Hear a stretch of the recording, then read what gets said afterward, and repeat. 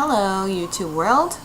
Alright, since I requested from my audience, anybody who has a story that they'd like to share on my channel, to please come forward and share. And I will read it simply over here, like this.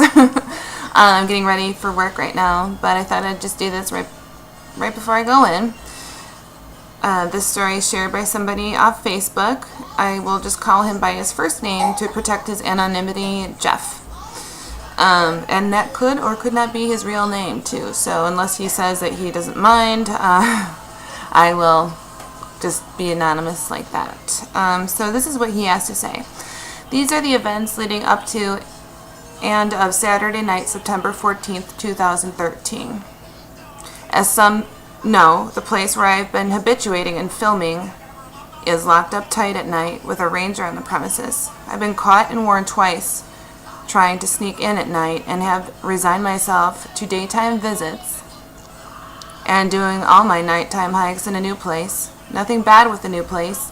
It just takes some time to build the trust that is needed to interact. Is he talking about Bigfoot? One can only assume, right? I was talking to my friend Thomas the other day about my frustrations, and he had me on hold for a second. When he started talking to me again, he told me, Jeff, there's a place a little ways past where you go during the day that they will meet you at.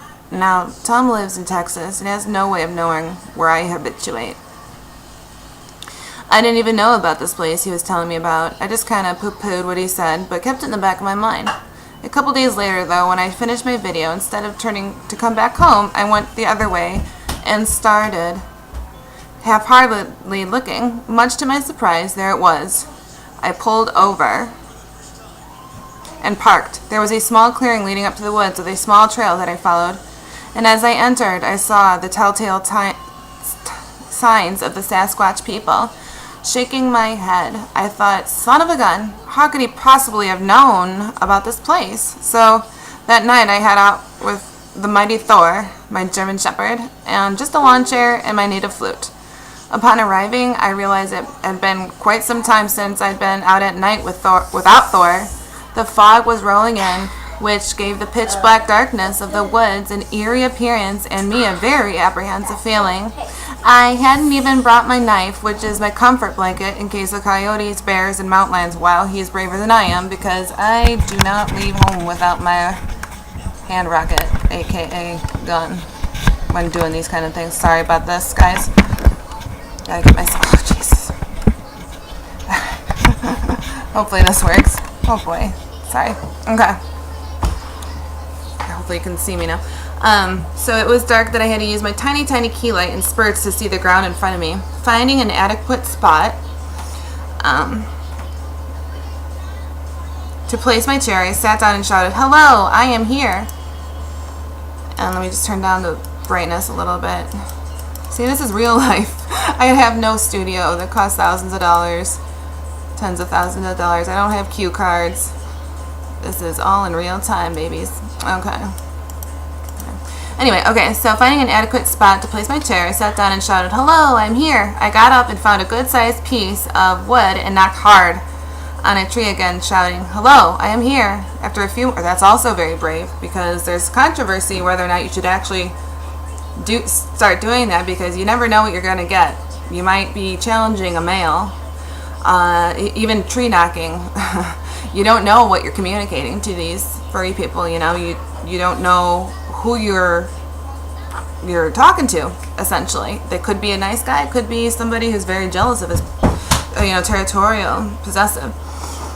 After a few more shouts, I sat down and started playing my flute. Now in front of me, the woods were flat for about 25 yards and then steeply dropped off to the river. On the other side of the river is a rolling meadow that leads up to a heavily wooded area, and that is my habituation site. About 10 minutes went by, nothing.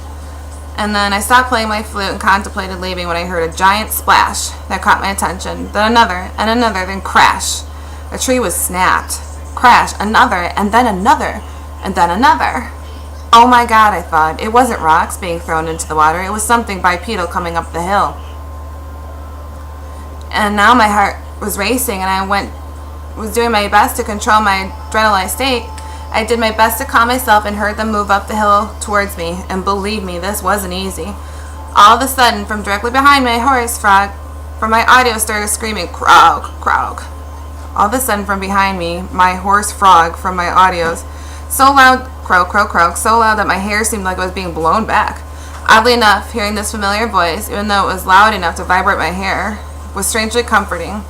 He only cried for about 30 seconds and then was silent. I think he wanted me to know that he was there.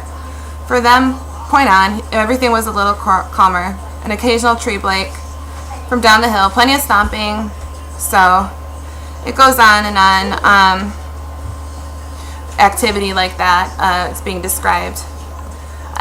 Again, I am not critiquing his behavior at all. I don't know the man very well, and he's brave. He's obviously researching, but just my 2 cents, my opinion, which is educated since I've been out in the field. I would not go around doing that unless you are prepared to face something that is 10 feet tall, pissed off, and can basically just snap you in back. So I'm just going to leave you with that, and I will wish you guys a happy 4th of July. Be safe out there, and I'll be continuously updating as I get more videos, and I'm going to also have some posts soon that just are, editorial, my opinion about things, because I'm researching some really interesting things right now.